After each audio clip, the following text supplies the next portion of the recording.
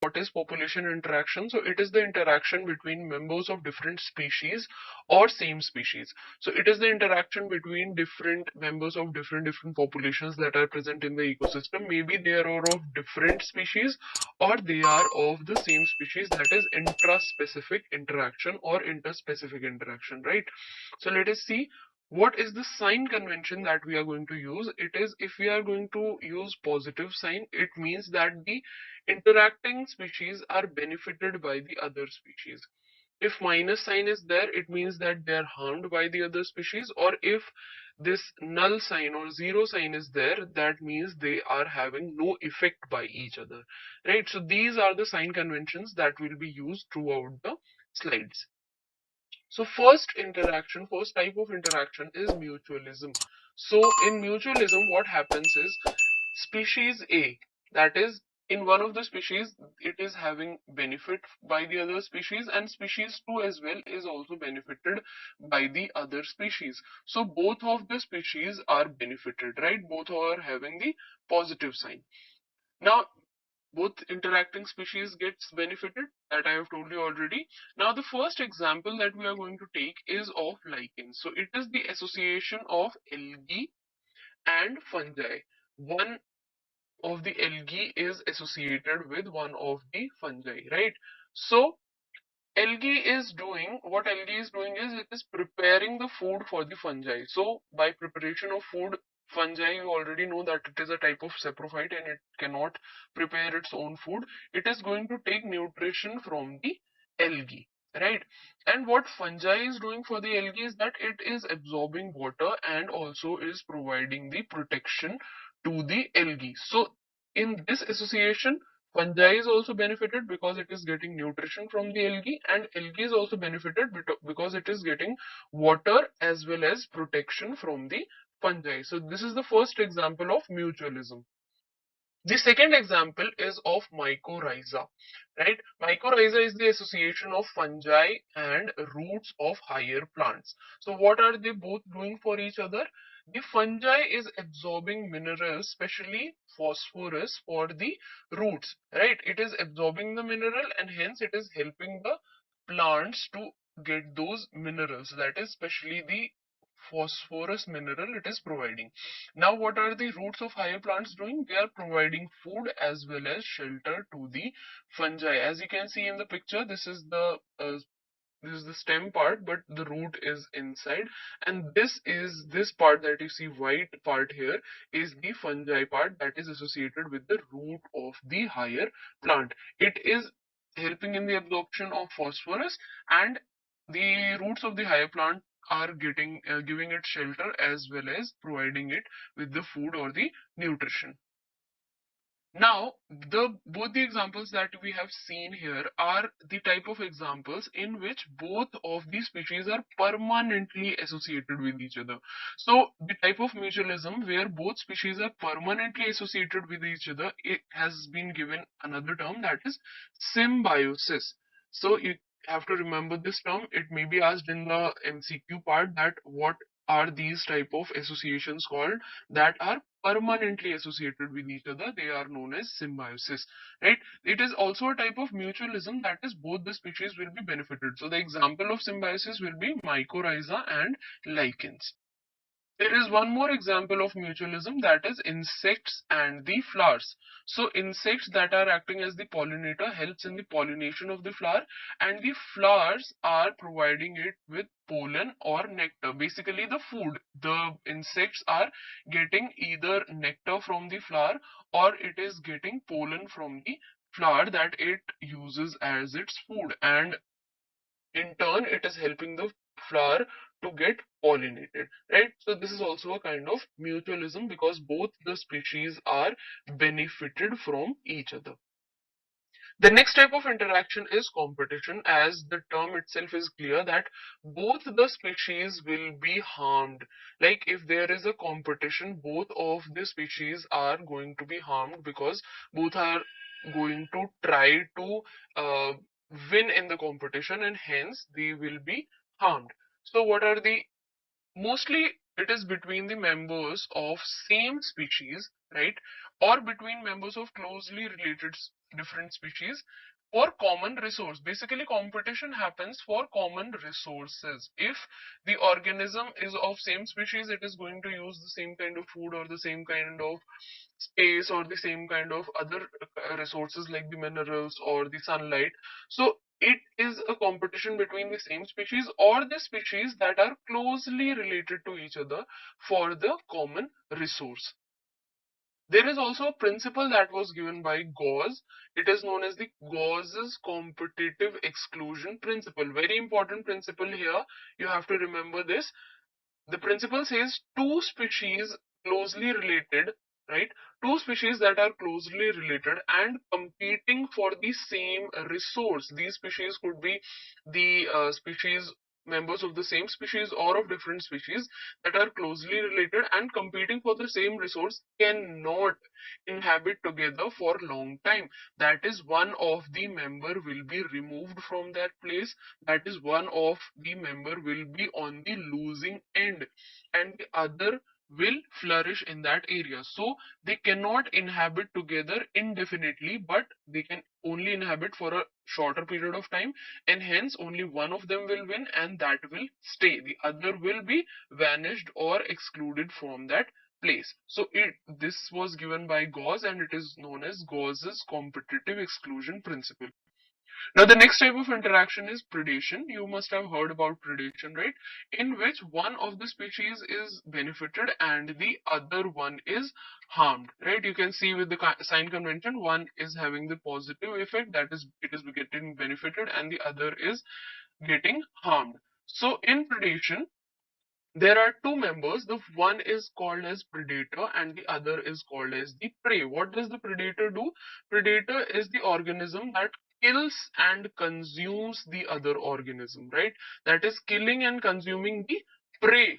And prey is the organism that is being killed and that is being consumed. So these are the two members that we'll see in the interaction of predation. There is energy transfer from the prey to the predator. It is very clear from the prey to the predator, the energy will be transferred because the predator is eating the prey. The predator population keeps a check on prey population. For example, let us see that this is grass, this is deer, and this is lion. As I have already talked about this kind of examples in other slides as well, that is of the food chain. The grass is there, the deer is there, and there is lion. If lion is not there, right? Lion is the predator of deer.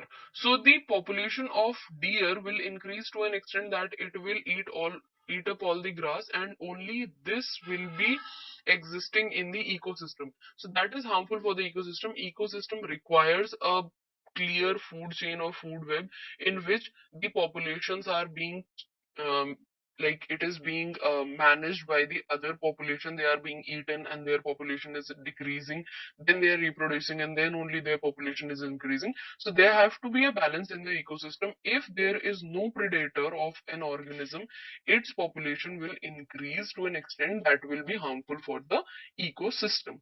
So the predator population keeps a check on the prey population.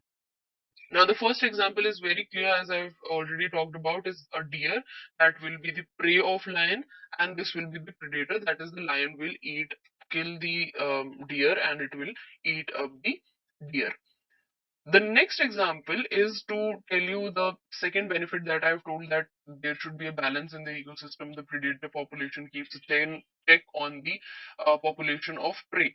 So there was a species of water hyacinth named as water hyacinth that was introduced in Bengal, right? So it was an exotic species that was brought from other place to Bengal. There was no natural predator of water hyacinth at that time because it was a new species, so there was no natural predator. Its number increased exceedingly, right? And it was also called as terror of Bengal. Why it is harmful for the ecosystem? Because it takes up all the oxygen content in the ponds or in the lakes or in whatever kind of water body it is in. It will take all the oxygen up, and the organisms that are already staying there will be killed. because they also need oxygen for their survival. So due to water hyacinth, other organisms were getting killed, and then there was a destruction in the ecosystem of the water body. So due to not having the natural predator of water hyacinth, this has happened. So there is a need of a predator who can keep a check on the population of the prey, right? The next type of interaction is the parasitism. So before moving forward, if you have not liked the video till now, please do hit the like button if you are liking the content, right? So what is parasitism? In which also the species, one species is getting benefited and the other species is getting harmed, right? So one is benefited and the other one is harmed. In this, there are two types of species, that is, one is known as the host and the other is known as the parasite. So what is happening with the host? Its nutrition is taken away. Whatever food it is preparing, whatever nutrition it is having, the nutrition is taken away by the parasite. And what is parasite doing? It is getting ready-made food, that it is getting the ready-made nutrition from the host. So host is getting harmed and the parasite is getting benefited, right? Clearly. Now, there are two types of parasites. One is endoparasite and the other one is ectoparasite. Name is very much clear for you to understand that in endoparasites, the endoparasites are inside the body of the organism. They reside inside the body of the organism and they have different mechanism to do that. Now, the ectoparasites are staying on the surface of the living organism. They are staying out of the body of the organism. So endo means inside, that is inside, they are staying inside the body of organism, and ecto means outside, they are staying outside the body of the organism. Let us see some of the examples of these. So the first examples are of endoparasites, that is the organisms that are living inside the body of the organism. There is an example of liver fluke that has hosts as human and snail. There could be one host, there could be two hosts, there could be three hosts as well. But here we have taken two examples of two host organisms and one of one host organism. They live in the body of the organism to complete their life cycle. So they need two organisms to complete their life cycles. That is liver fluke. You can see the diagram of liver fluke here. In this diagram, you can see that there are oral suckers, right? So what does the sucker do? The sucker is helping the organism to suck the nutrition from the organism that is inside the body of the organism. Also, these have different type of adaptations. That is, they can have cuticle over their body so that they are not harmed by the chemicals that are present inside the body. Like, for example, if tapeworm, it resides inside the stomach of human beings. So in the stomach or in the small intestine of human beings, there are various chemicals. There is HCl that is produced, and hence they need protection from HCl. So they are having thick cuticles or other type of adaptations to survive in that environment. Tapeworm is also having a human and pig as its host, and roundworm is having, that is Ascaris, is having the humans as their host. Now we'll talk about the ectoparasites, that is the organisms or the parasites that are living outside the body. Leech, you must have heard about it. It sucks the blood out of the organisms, right? So leech is one of the examples. Lice, tick, which you see on dogs or other organisms, is also residing outside the body of the dog, right? Lices are there in the hair of human beings or on the scalp of human beings. And there is one more example, that is from plants, right? It is called as Cascuta. You must have heard about Amarbil, that is present on the surface of the large trees, and it is sucking the nutrition of the tree with the help of roots that are known as haustoria, right? They are sucking the blood of the tree with the help of haustoria, and hence they are also a kind of ectoparasites, as they are living on the surface of the higher plants. So haustoria is the part from which is helping it to suck the nutrition of the higher plants. Next interaction is commensalism, in which one of the species is benefited and the other species is not affected at all, right? I've told you that zero is for, or a null sign is for the organism that is not affected at all. So in commensalism, the first example is of whale and barnacles. What happens is the barnacles are living on the surface of this whale, and hence they are doing nothing but they are traveling with the whale in search of food. So whale is not affected at all, right? It is not affected, but the barnacles are benefited as they are living on the surface of the whale and traveling, moving to far off places for in search of food, right? So this is one of the example of commensalism. The second example is of tree and the epiphyte. What are the epiphytes? Epiphytes are the small plants that are living or growing on the tree branch. So in forests, what happens is there are long, large trees, and hence if the organisms are here, if there are short plants that are present here, they are not going to get proper light, proper sunlight. They'll not get, right? So what happens is they are living on the branches of the large trees so that they can directly get the sunlight from the sun. So hence epiphytes are getting benefited and there is no effect on the trees.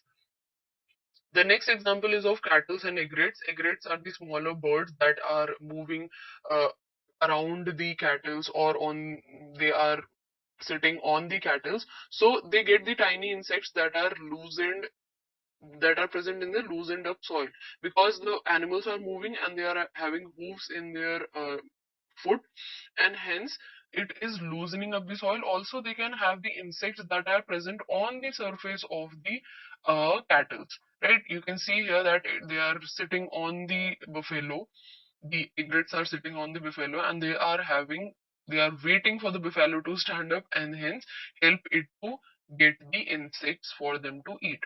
The next one is the sea anemone and the clownfish.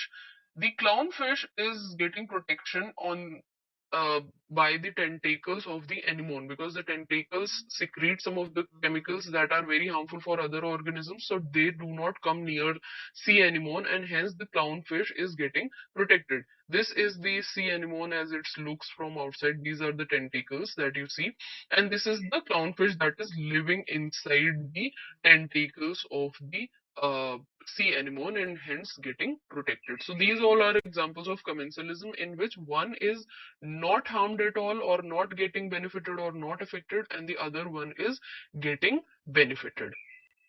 The next type of interaction is in which one of the species is getting harmed and the other species is not affected at all. So in commensalism, the example is of antibiotics. Antibiotics that is coming from the penicillin, or for example, it is coming from any other organism. It is coming from penicillium, and it is secreting penicillin, which is killing the bacteria. So bacteria is getting harmed, but penicillium has no effect at all. So this is the example of commensalism. I hope you have understood all the interactions.